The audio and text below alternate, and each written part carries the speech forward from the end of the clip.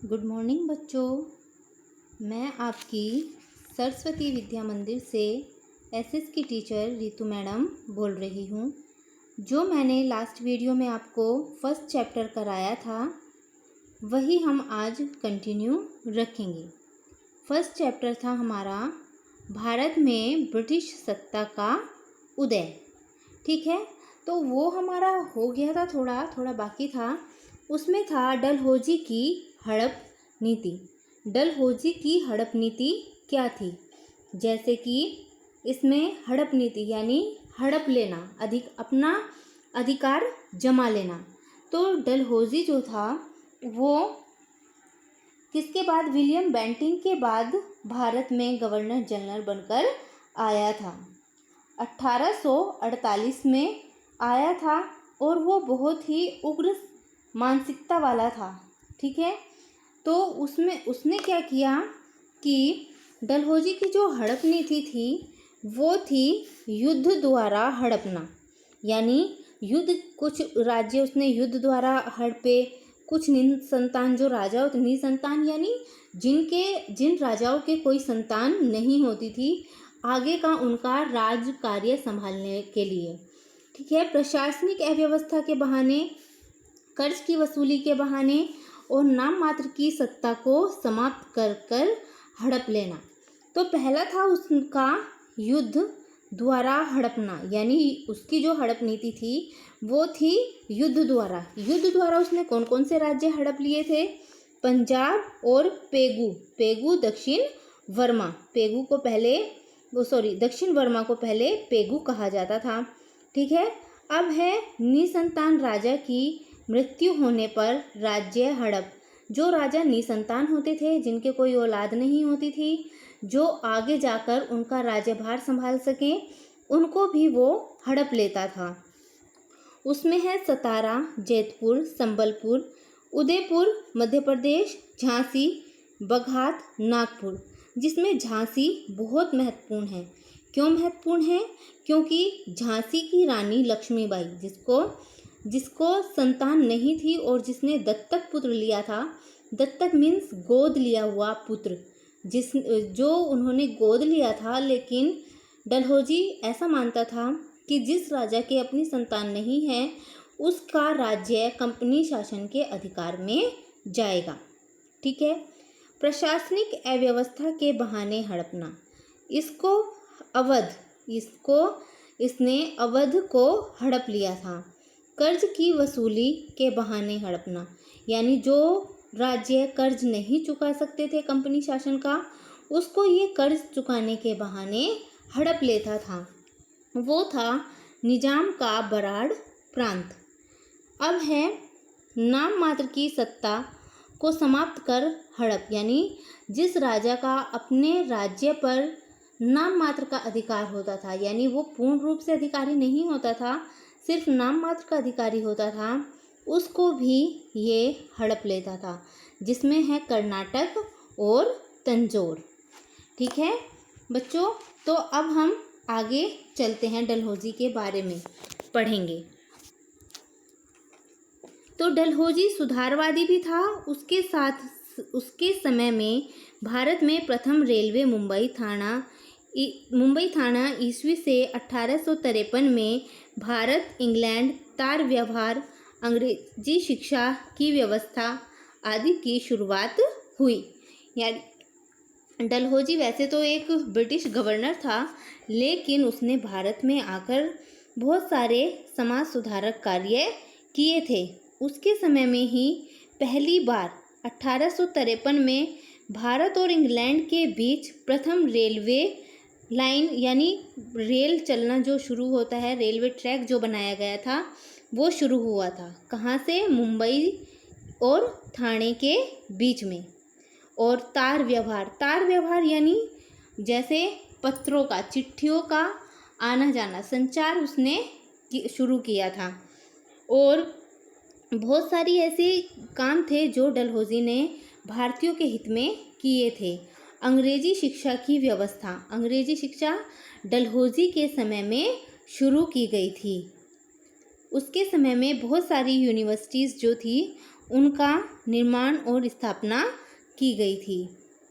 और बहुत सारी पहले भारत में कुरीतियाँ देखने को मिलती थी, जिसमें क्या था, विधवा पुनर्विवाह। पहले क्या था, अगर कोई लड़की, पहले क्या था, बाल विवाह था। अगर कोई लड़की बचपन में ही विधवा हो जाती थी तो पूरा जीवन उसको विधवा के रूप में गुजारना पड़ता था। इसलिए उसने विधवा पुनर्विवाह का मतलब ये जो विधवा पुनर्विवाह नहीं कर सकती थी, उसने इस प्रतिबंध को हटाया था। बाल विवाह यानी पहले लोग छोटे छोटे बच्चों की शादी कर देते थे, तो डलहौजी ने इसका भी विरोध किया था और इनके प्रति बहुत सारे कानून भी पारित किए थे। परंतु उसके इन सब के सुधारों से भारत में असंतोष के कारण 1857 की क्रांति हुई। तो जब डलहौजी ने ये सब प्रतिबंधक कानून बनाए, पारित किए, तो भारतीयों में एक असंतोष की भावना फैल गई कि ये भारत में पहले से जो चला आ रहा है उसको ये कैसे, हमारी जो परंपराएं हैं उनको कैसे बंद कर सकता है, कैसे उनका विरोध कर सकता है। तो भारतीयों में असंतोष की भावना पैदा हो गई अपने रिवाजों को लेकर, अपनी परंपराओं को लेकर। तो उन्होंने क्या किया, उन्होंने अंग्रेजी सरकार का विरोध किया और सबसे पहले अंग्रेज़ों के प्रति जो क्रांति हुई थी वो थी 1857 की क्रांति, जिसको आप आगे जाकर पढ़ोगे। ये भारतीय इतिहास में अपनी महत्वपूर्ण स्थान रखती है। 1857 की क्रांति। कंपनी शासन का आर्थिक प्रभाव, यानी कंपनी शासन था जो, उसका भारत पर क्या प्रभाव पड़ा था।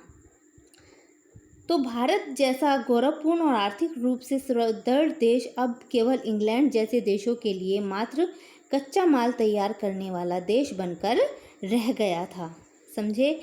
क्योंकि कंपनी शासन का विवरण तैयार करते, जब भारत, हमारा जो भारत देश है वो सदियों से विश्व के देशों में आर्थिक रूप से अपना बहुत गौरवपूर्ण महत्वपूर्ण स्थान रखता था। लेकिन जब कंपनी शासन आया तो 100 वर्षों के अंदर ही भारत क्या सिर्फ एक कच्चा माल बनाने वाला देश रह गया था। तो उससे क्या हुआ, भारत की समृद्धि और सभ्यता से, संस्कृति से प्रभावित होकर ही ब्रिटिश लोग जो थे भारत में आए थे, क्योंकि वो अपना एक अलग ही स्थान रखता था विश्व में। लेकिन धीरे धीरे भारत सिर्फ विदेशों के लिए कच्चा माल बनाने वाला देश बनकर रह गया। बंगाल की आर्थिक चमक धुंधली पड़ गई। कंपनी की अन्यायपूर्ण महसूल नीति के कारण किसान व मजदूर लोग वर्ग बेहाल और कर्जदार बन गया। अंग्रेजी सरकार ने किसानों पर अन्यायपूर्ण चुंगी लगाई, जिससे कई लोग बेरोजगार बन गए। कंपनी की अन्यायपूर्ण, कंपनी क्या थी कि जो लोग महसूल होता है कर, टैक्स, जो लोग टैक्स या कर नहीं भर पाते थे, अंग्रेज़ लोग उन पर बहुत अत्याचार करते थे और उनसे कर वसूल करते थे। जिससे क्या हुआ, मज़दूर और किसान लोग बहुत ही, उनका जो दशा थी बहुत ही खराब हो गई थी। वो चुंगी, जो भारत में माल बनाया जाता था, चुंगी होता है कर, ये भी टैक्स होता है। अन्यायपूर्ण चुंगी लगाई, जो भारत में माल तैयार किया जाता था उस पर अधिक से अधिक टैक्स लगाया गया, जो भारतीयों के बजट में नहीं आता था या वो इसको भर नहीं सकते थे। इससे उन लोगों की जो आर्थिक स्थिति थी बहुत ही ज़्यादा प्रभावित हुई। कंपनी शासन का सामाजिक प्रभाव। कंपनी शासन का आर्थिक प्रभाव के साथ साथ सामाजिक प्रभाव भी देखने को मिलता है। कंपनी डलहौजी के समय में समाचार पत्रों, ये जो संचार के साधन हैं, इनका विकास हुआ था। तो उससे क्या हुआ था कि जो भारतीय लोगों में विचार, वाणी, स्वतंत्रता की भावना विकसित हुई।